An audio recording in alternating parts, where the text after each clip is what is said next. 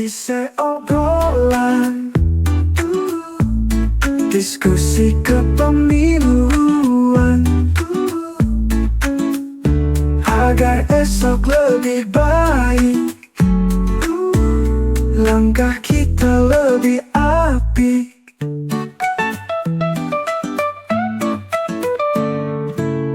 Odi suara jadi saksi. Assalamualaikum warahmatullahi wabarakatuh. Salam sejahtera bagi kita semua. Jumpa kembali di podcast Odise KP KPU Kabupaten Sragen. Sebelumnya kita sapa dulu sahabat pemilih. Apa kabar sahabat pemilih? Semoga kabar baik, selalu bahagia dalam lindungan Tuhan Yang Maha Esa. Pada podcast kali ini kita kedatangan tamu yang sangat spesial, tokoh perempuan di Kabupaten Sragen.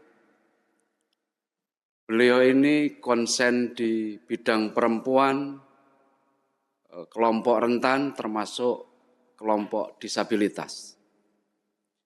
Kita sambut tamu kita, Bu Diah Nursari Esos.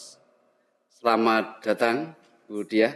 Selamat siang, Assalamualaikum warahmatullahi wabarakatuh. Waalaikumsalam warahmatullahi wabarakatuh. Sebelum kita obrolkan tema podcast pada kesempatan kali ini, tentu alangkah lebih baiknya kita kenal dahulu dengan tamu kita pada kesempatan kali ini. Biasanya kalau saya memanggil Bu Diah ini Yunda Diah. Selain beliau ini saya anggap sebagai ibu, juga saya anggap sebagai kakak. Nah, kebetulan Yunda Diah ini konsen di bidang keperempuanan, kemudian isu-isu gender, termasuk kelompok rentan yang ada di wilayah Kabupaten Sragen. Nah, bisa disampaikan dulu profilingnya dari Yunda Diah ini. Oke, terima kasih. Saya panggilnya siapa ini? Mas Yainal aja ya? Mas, boleh. Terima kasih Mas Yainal terkait dengan aktivitas saya, keseharian saya. Kebetulan saya dipercaya sekarang mengampu di UPTD Perlindungan Perempuan dan Anak, itu PPA Kabupaten Sragen, yang mana juga organisasi ini masih baru. Ini lebih konsen ke perempuan dan anak dalam hal bukan hanya yang istilahnya adalah kelompok-kelompok rentan, jadi warga negara yang menjadi salah satu kelompok yang rentan. Kemudian saya juga kebetulan menjadi konseling di Pusat Pembelajaran Keluarga Sejahtera Kabupaten Sragen. Saya jadi konselornya, salah satu konselornya. Juga saya aktif dalam kegiatan terkait dengan istilahnya adalah pemberdayaan forum anak. Jadi lebih konsen ke anak-anak yang mana untuk pemenuhan dan perlindungan hak anak, kemudian pemenuhan dan perlindungan kelompok-kelompok rentan seperti disabilitas yang ada di Forum Disabilitas Kabupaten Sragen. Seperti itu salah satu yang menjadi aktivitas saya seharian. Sahabat pemilih, demikian tadi sedikit profiling dari narasumber kita pada kesempatan kali ini. Sangat luar biasa, tentu ini menjadi salah satu inspiratif bagi kelompok perempuan khususnya yang ada di Kabupaten Sragen. Kebetulan bahasan atau obrolan terkait dengan podcast pada siang hari ini, yakni tentang pemilu ramah inklusi dari perspektif hukum kepemiluan. Jaminan konstitusional atas hak pilih yang setara tanpa diskriminasi bagi seluruh warga, termasuk tadi yang kita bicarakan untuk kelompok rentan, kemudian disabilitas, dalam hal ini adalah perempuan tadi. Sahabat pemilih, seperti halnya yang kita tahu bahwa negara, dalam hal ini adalah Indonesia, melindungi atau menjamin kelompok perempuan ini dalam keikutsertaan andil terkait dengan penyelenggaraan kepemiluan yang ada di Indonesia. Tentu ini butuh effort tersendiri terkait dengan inklusivitas dalam hal kepemiluan. Yundadia tentu punya pandangan tersendiri. Kira-kira apakah inklusivitas dalam kepemiluan ini sudah kita jalankan sebagaimana mestinya atau belum kira-kira? Kalau kita bicara terkait dengan inklusivitas itu sudah berjalan secara optimal atau belum, saya rasa masih belum berjalan secara optimal ya. Oke, negara sudah menjamin dengan norma hukum terkait dengan hak memilih, hak dipilih, maupun hak sebagai penyelenggara. Secara hukum, regulasi sudah jelas ada. Tetapi, dalam prakteknya, belum semuanya berjalan secara optimal. Seperti itu. Jadi, karena kebanyakan masih banyak sekali terkait perempuan ini ya, terutama perempuan itu masih banyak yang terkendala dengan budaya patriarkinya. Artinya walaupun secara norma hukum ada hak yang dijaga terkait dengan perempuan ini dalam kepemiluan, tapi praktek di lapangan Iya, betul. itu masih ada satu lain hal yang masih perlu kita Harus perbaiki. Betul sekali. Jadi kalau masalah aturan, masalah regulasi atau masalah yang namanya penjaminan hak kepada perempuan dan kelompok-kelompok rentan lain, negara sudah hadir. Tetapi dalam prakteknya, kita masih terkendala dengan budaya patriarki, kemudian masih terhalang adanya diskriminasi di wilayah-wilayah tertentu. Jadi masih butuh adanya kesepahaman dalam prakteknya.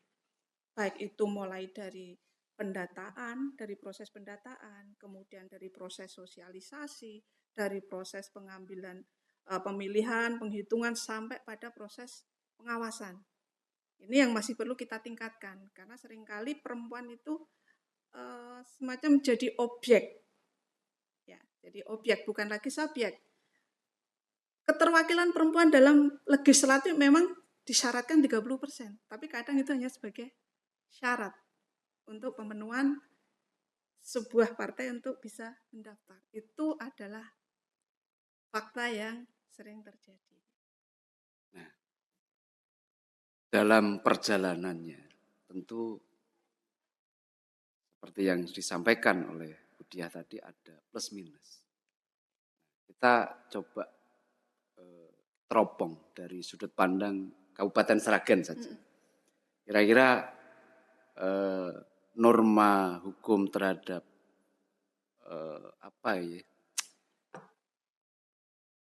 kespesialan perempuan bahwa ada kuota 30% dan seterusnya.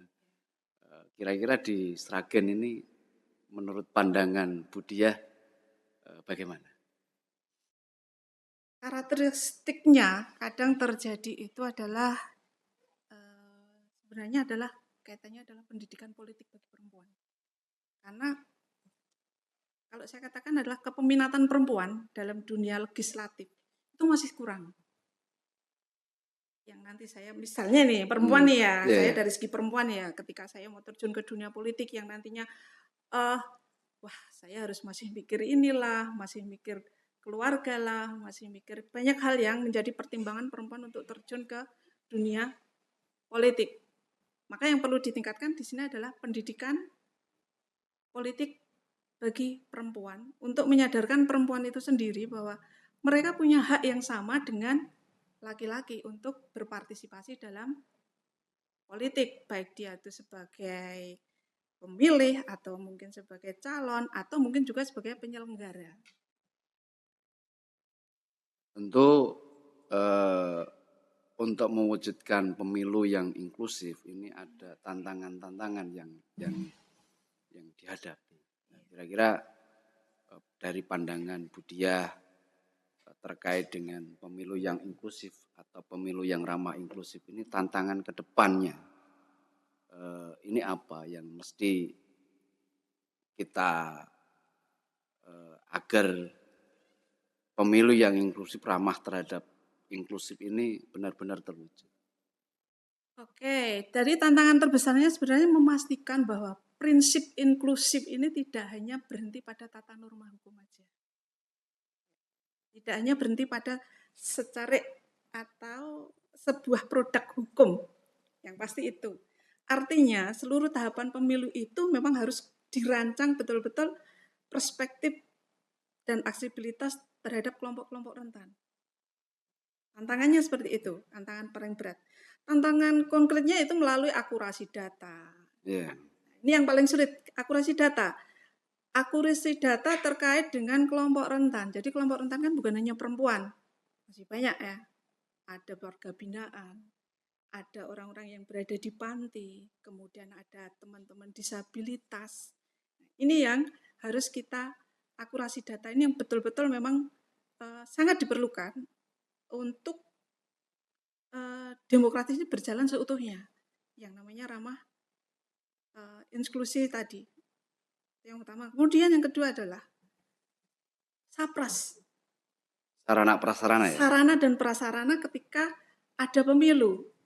Sudahkah tersedia SAPRAS yang memang ramah kelompok-kelompok rentan? Contohnya, apakah di situ sudah ada fasilitas braille untuk pemilih yang tunanetra?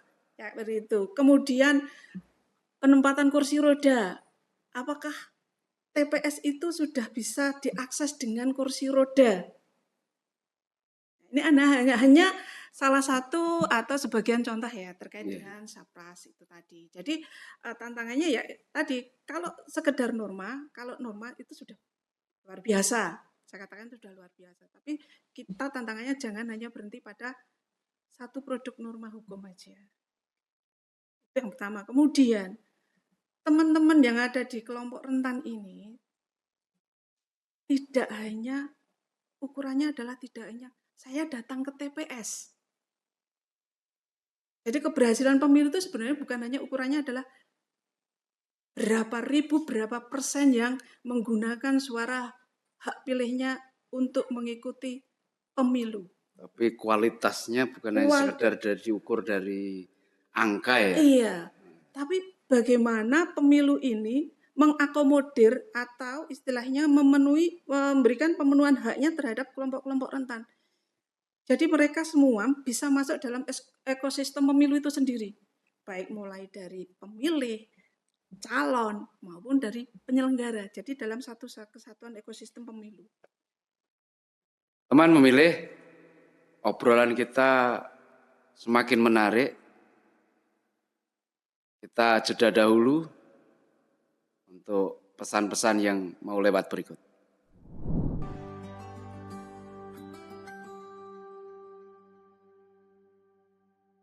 Hai teman pemilih, hari ini kita berada di Rumah Demokrasi KPU Kabupaten Sragen. Ruangan ini juga digunakan untuk podcast. Ada apa aja sih di ruang podcast ini? Yuk kita lihat bareng-bareng. Di sebelah sini ada deretan bendera peserta pemilu dari tahun 1999 sampai dengan tahun 2024. Semuanya disusun berurutan sesuai periodenya. Selanjutnya ada infografis yang berisi peserta pemilu, yaitu partai politik, perseorangan, dan pasangan calon. Penyelenggaraan pemilu PPI, Panitia Pemilihan Indonesia, pada tahun 1955. LPU, Lembaga Pemilihan Umum, pada tahun 1971 sampai 1997. KPU, Komisi Pemilihan Umum, pada tahun 1999 sampai sekarang. Nah, di sebelah sini ada hasil pemilu presiden tahun 2004 sampai tahun 2024. Di sebelah kiri saya ada infografis hasil pemilihan Bupati dan Wakil Bupati Sragen tahun 2006. Dan di sebelahnya lagi hasil pemilu Bupati dan Wakil Bupati Sragen tahun 2015 sampai 2020. Serta hasil pemilihan Gubernur dan Wakil Gubernur di Jawa Tengah dan Bupati dan Wakil Bupati di Sragen. Tidak hanya itu, di sini juga ada almari yang berisikan alat dan bahan yang digunakan pada saat pemilu. Rumah Demokrasi Sragen juga memiliki koleksi maskot pemilu dari tahun ke tahun dalam bentuk boneka atau souvenir lainnya. Jadi, kalau kalian ingin belajar tentang pemilu dengan cara lebih santai dan menarik, Atau mau bikin konten dan podcast bertema demokrasi, tempat ini cocok banget. Untuk masyarakat Sragen, khususnya lembaga pendidikan mulai dari SD hingga SMA atau perguruan tinggi, ditunggu kehadirannya di Rumah Demokrasi KPU Kabupaten Sragen. Yuk datang ke Rumah Demokrasi KPU Kabupaten Sragen. Informasi lebih lanjut bisa datang ke Rumah Demokrasi KPU Kabupaten Sragen atau hubungi nomor di sini.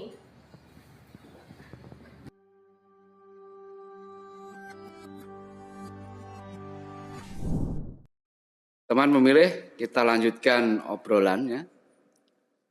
Budiah, saat ini kan Budiah salah satu ASN di lingkungan pemerintah Kabupaten Sragen.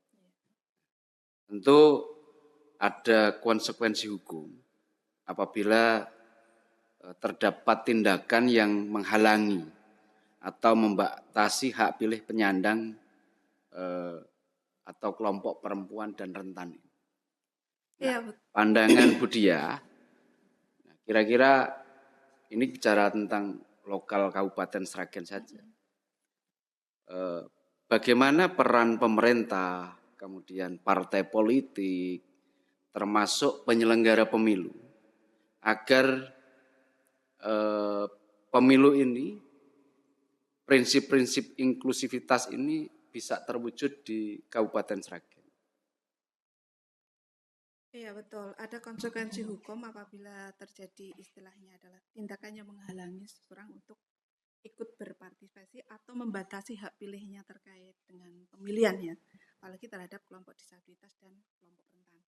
Nah, kalau terkait dengan peran, memang untuk mewujudkan pemilu yang inklusif, ini tidak hanya tugasnya dari KPU atau Bawaslu. Oke, ini menjadi satu catatan penting bahwa untuk mewujudkan pemilihan yang inklusif itu tidak menjadi tugas mutlak dari KPU atau Bawaslu. Tapi ada peran-peran kelompok lainnya. Ada peran kelompok lainnya, termasuk dari pemerintah, kemudian termasuk dari partai politik itu sendiri, kemudian termasuk dari organisasi masyarakat, kelompok masyarakat sipil, kemudian dari akademis itu juga mempunyai peranan penting. Yang menjadi permasalahan, yang menjadi perannya masing-masing itu adalah satu, peran pemerintah. Di sini negara harus hadir. Dalam arti hadir untuk memastikan bahwa hak-hak dari teman-teman pemilih, terutama dari kelompok rentan ini, bisa terlindungi atau bisa terpenuhi. Dengan cara satu, menyajikan data yang akurat. Kelompok masyarakat, mungkin disabilitas, mungkin ada warga binaan yang ada di rumah sakit, mungkin yang ada berada di panti. Nah, ini setelahnya adalah satu peran pemerintah bahwa negara hadir menyajikan data yang akurat. Itu pertama. Karena keakurasian data inilah yang akan nanti bisa mewujudkan bahwa akan terwujud apa yang dinamakan istilahnya adalah demokrasi yang inklusif. Gitu. Nah, kemudian terkait itu juga adalah kita nggak terlepas ya sama anggaran, sapras, jelas. dan sebagainya. Itu juga dalam sini adalah penganggaran. Nah, penganggaran itu juga harus diwujudkan bahwa ini untuk mendukung yang namanya TPS yang responsif disabilitas, kemudian responsif lansia. Ada hal-hal yang harus dipenuhi, ada indikator-indikator yang harus dipenuhi ketika kita bicara bahwa oh ini sudah responsif disabilitas, ini sudah responsif lansia, seperti itu. Itu salah satu pemerannya. Kemudian partai politik. Jadi partai politik jangan hanya ini ya, apa istilahnya, meraih tujuan utamanya memang iyalah meraih suara pasti. terbanyak, meraih suara terbanyak. Tetapi partai politik tidak hanya cukup hanya mengejar dengan suara yang terbanyak. Dia juga harus ini membuka ruang kaderisasi bagi teman-teman ya Iya. disabilitas yang memang mereka memenuhi syarat untuk ikut baik sebagai calon atau mungkin sebagai penyelenggara. Jadi tidak hanya terbatas pada yuk kamu datang nyoblos aku. Nah, ini yang harus kita perhatikan. Jadi bukan hanya sekedar meraup suara yang terbanyak, tapi juga kaderisasi untuk memberikan pada teman-teman yang disabilitas atau kelompok rentan ini agar mereka juga haknya untuk dipilih bisa, haknya untuk memilih juga bisa seperti itu. Ya. Kemudian organisasi masyarakat ini menjadi jembatan. Jembatan antara penyelenggara dengan kelompok rentan. Misalnya, ini nih, ada di Sragen kan ada ya forum disabilitas. Yeah. Nah, itu kan ada. Kemudian ada kelompok perempuan rentan, ada kelompok-kelompok perempuan, ada organisasi-organisasi perempuan. Nah, ini yang akan menjadi semacam jembatan bagi teman-teman perempuan, kemudian teman-teman disabilitas menjembatani untuk memperoleh hak yang sama dengan teman-teman yang lain seperti itu. Jadi fungsinya adalah organisasi masyarakat ini sebagai penjembatan.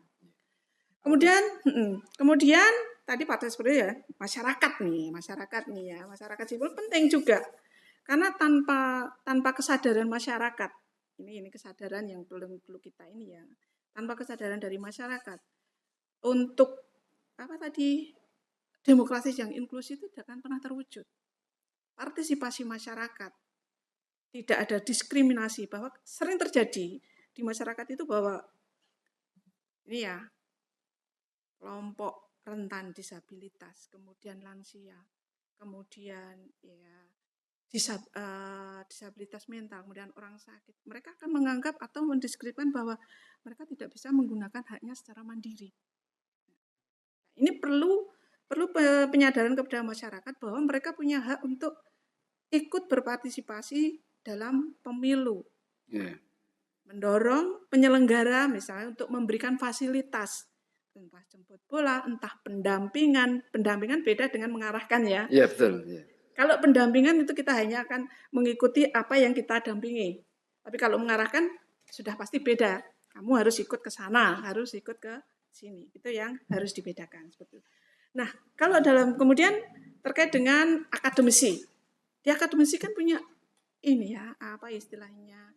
Kayak pengabdian ke masyarakat ya. Yeah. Mereka bisa menggunakan ini untuk Tridharma perguruan tingginya, kemudian di salah satunya adalah pengabdian kepada masyarakat. Ini adalah bentuk wujud nyata dari pengabdian masyarakat ketika kita mau menggelar pesta demokrasi. Lakukanlah pendidikan politik ke kelompok-kelompok rentan melalui kader-kader mereka yang ada di universitas. Kita kan juga sudah punya universitas ya. Ini kan bisa juga pendidikan politik kepada generasi-generasi atau kepada kelompok-kelompok rentan. Ini yang harus kita garis bawahi saja. Seperti itu. Secara benang merah sebenarnya jaminan terhadap pemilu yang inklusif ini pemerintah sudah hadir ya. Sudah hadir, betul. Dengan peraturan perundang-undangan dan seterusnya, termasuk juga di kami selaku penyelenggara pemilu itu di PKPU juga mengatur tentang itu. Cuman tadi yang disampaikan Budi ya, bukan hanya sekedar aturan yang ada, tetapi ada penunjang lainnya yang perlu support agar pemilu yang inklusif ini benar-benar berjalan sebagaimana mestinya. Teman memilih, obrolan kita semakin menarik, tentu masih panjang, yang bisa kita kulik dari Budiah ini terkait dengan bagaimana pemilu inklusif bisa berjalan dengan sebagaimana mestinya, sesuai dengan koridor aturan yang ada. Kita kembali setelah pesan-pesan berikut ini.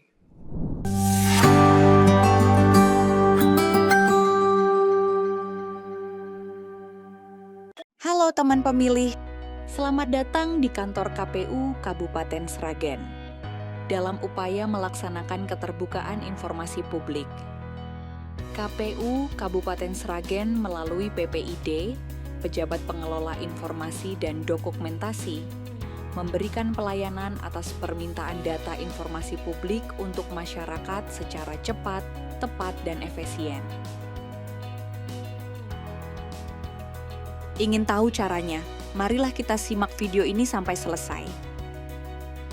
Orang perorangan, badan hukum, kelompok masyarakat dapat mengajukan permintaan informasi publik di kantor KPU Kabupaten Sragen. Akses dan kemudahan bagi penyandang disabilitas untuk mendapatkan pelayanan sudah tersedia. Semua pelayanan PPID KPU Sragen adalah gratis, tidak dipungut biaya. Pemohon informasi dapat langsung ke kantor KPU Sragen. PPID KPU Kabupaten Sragen melayani permintaan informasi publik di kantor KPU Kabupaten Sragen, atau dengan mengirim surat elektronik dan atau mengisi formulir permintaan informasi publik secara online melalui laman website PPID KPU Kabupaten Sragen. Jadi pengisian formulir bisa secara manual dan digital. Sangat mudah bukan? Petugas keamanan akan membantu mengarahkan sesuai keperluan dengan mengisi buku tamu. Untuk permintaan data informasi publik, petugas akan mengarahkan menuju ruangan PPID KPU Kabupaten Sragen.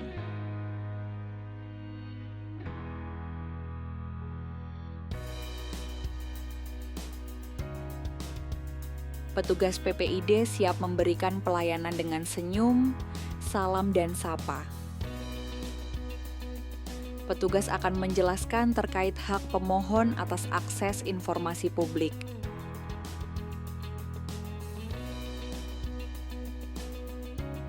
Pemohon diminta mengisi formulir permintaan informasi publik.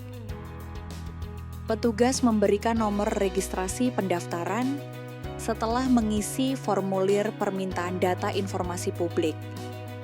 Petugas memeriksa kelengkapan permintaan data informasi publik, mengetahui rincian informasi yang diminta, dan mencatat dalam buku register permintaan informasi publik.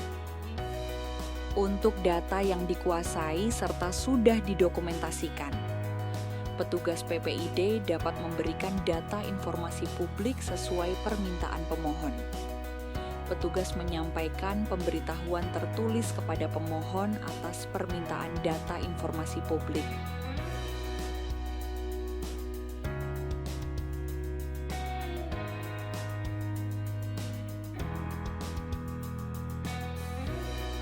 Pemohon sudah mendapatkan informasi publik yang diminta dapat meninggalkan ruangan PPID. Kita lanjutkan obrolan dengan Yunda Diah. Tadi kita sudah ngobrol panjang lebar, plus minus terkait dengan pelaksanaan pemilu yang inklusif, kemudian regulasinya bagaimana, peraturannya bagaimana. Tentu dari obrolan yang kita obrolkan di awal, mungkin Yunda Diah itu punya harapan bagi kami khususnya di penyelenggara ini terkait dengan pemilu inklusif ini. Kira-kira saran ataupun kritik yang bisa disampaikan Yunda Diah terkait dengan regulasi pemilu yang inklusif ini apa? Kalau harapannya pasti ya, kita punya harapan pemilu di masa mendatang ini semakin menempatkan setiap warga, ini ya warga negara sebagai subjek. Jadi bukan hanya sebagai objek, tapi sebagai subjek demokrasi yang setara. Tidak boleh ada warga negara yang istilahnya apa ya, terhambat atau mendapat kesulitan untuk menggunakan haknya. Dalam hal ini menggunakan haknya bukan hanya untuk memilih ya, pastilah ini Tapi ada ada peran-peran lain. lain seperti untuk dipilih ataupun sebagai penyelenggara. Itu yang harus kita garis bawahi. Kemudian penyelenggara ini kita harapkan ya semakin ramah bagi semuanya. Baik dari sapras, fasilitas, pendampingan. Ini memang saya tidak katakanlah bahwa memang kita masih banyak SDM yang kurang kemampuan, dalam arti kemampuan khusus. Jadi perlu peningkatan kapasitas dari teman-teman SDM sebagai penyelenggara. Dari ketika tidak hanya terkait dengan aturan, tetapi bagaimana mereka bersikap ramah. Yang namanya penyelenggara itu kita tidak lupa sebagai pelayan kan sebenarnya. Nah, ketika kita melayani masyarakat, apalagi ini ada di sisi kelompok rentan, maka akan ada yang namanya mungkin punya KPU punya atau penyelenggara punya ini ya, punya istilahnya jargon sendiri lah, mungkin senyum sapa seperti apa, seperti itu yang harus kita tingkatkan yang ke depan ya. Kadang seperti itu untuk penyelenggara, baik itu yang ada di kabupaten sampai ke ranah teman-teman yang ada di TPS seperti itu. Jadi diharapkan semakin ramah lah bagi semua kelompok. Itu juga bukan hanya pas penyelenggaraan hari H gitu ya, tapi mulai dari awal proses dari satu ekosistem pemilu tadi, mulai dari pendataan, sosialisasi dan sebagainya sampai pada pengawasan. Artinya ini menjadi PR kita, bukan hanya sekedar penyelenggara, tetapi seluruh kelompok yang punya kepentingan terkait bagaimana agar pemilu inklusif ini bisa benar-benar terlaksana dengan baik sesuai dengan norma hukum, aturan yang berlaku. Karena secara undang-undang negara sudah hadir, tetapi kadang di lapangan itu masih ada hal yang kurang satu dengan yang lain. Akhirnya tujuan dari pelaksanaan pemilu yang inklusif ini tidak terlaksana dengan baik. Seperti yang disampaikan oleh Bu Diah tadi, masih banyak PR terkait bagaimana pemilu inklusif ini bisa berjalan dengan sebagaimana mestinya. Baik teman pemilih, tidak terasa waktu sudah berjalan lama dan obrolan kita sebenarnya masih asik dan masih perlu banyak yang dikulik terkait dengan pemilu yang inklusif dari sudut pandang perspektif hukum ini. Tapi karena keterbatasan waktu, mungkin lain waktu atau di lain hari kita bisa mengupas kembali, Bu Diah. Iya. Nah, mungkin ada statement terakhir yang bisa disampaikan kepada pemirsa terkait dengan pemilu inklusif ini dari sudut pandang hukum kepemiluan. Sebagai penutup ya, saya ingin menyampaikan bahwa ini hak pilih adalah hak konstitusional. Jadi ketika setiap warga negara itu ya namanya hak konstitusional berarti ya harus dihormati. Kemudian dilindungi dan dipenuhi dalam setiap tahap tanpa diskriminasi. Yang pertama. Dalam proses ini pemilu yang namanya hak konstitusional itu semua suara itu sama. Baik itu milik disabilitas, suara lansia, suara kelompok perempuan maupun suara kelompok-kelompok rentan yang lainnya itu adalah sama dalam pemilihan umum tersebut. Itu yang ingin saya sampaikan. Jadi mari kita tingkatkan untuk proses pemilu yang inklusif, yang lebih ramah terhadap kelompok-kelompok rentan, baik disabilitas, lansia, kemudian mungkin warga binaan, atau pemilih yang berada di wilayah panti dan sebagainya. Seperti itu, Pak Mas Yena. Teman pemilih, demikian tadi obrolan kita dengan Bu Diah di podcast ODCKP pada kesempatan kali ini. Kita akan jumpa lagi di obrolan-obrolan podcast ODCKP KPU Kabupaten Sragen selanjutnya. Assalamualaikum warahmatullahi wabarakatuh. Sekali lagi terima kasih Bu Diah atas waktunya dan semoga kita dipertemukan di lain waktu. Terima kasih. Assalamualaikum warahmatullahi wabarakatuh.